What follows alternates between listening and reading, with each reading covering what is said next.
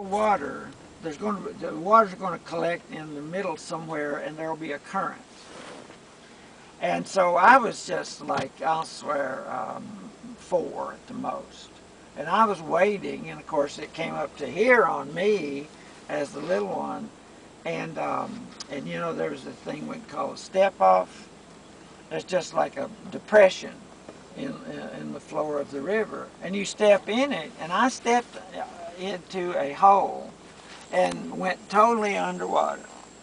And then when I came back up, I was caught in the current.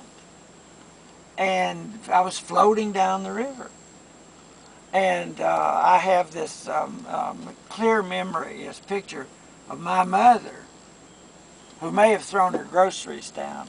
She had on a dress, but you know, women used to like pin the middle of their dress together, and it would be something sort of like Bermuda shorts. Well, anyhow, she came charging down. She had been an athlete, you know. She was just running, and her knees were pumping high, and caught me.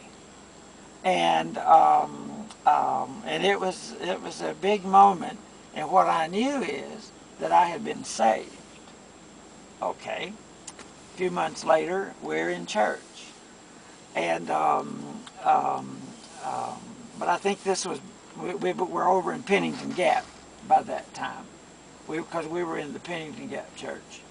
And they were having the Lord's Supper, and the preacher said, well, now for all those who've been saved, we welcome you to the Lord's Supper. Well, that bread came around, I got me one little piece of cracker. I ate it.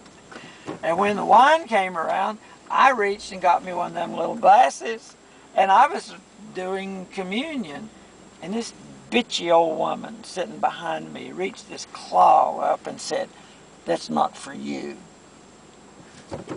That's funny. But I went ahead and become a Christian anyhow.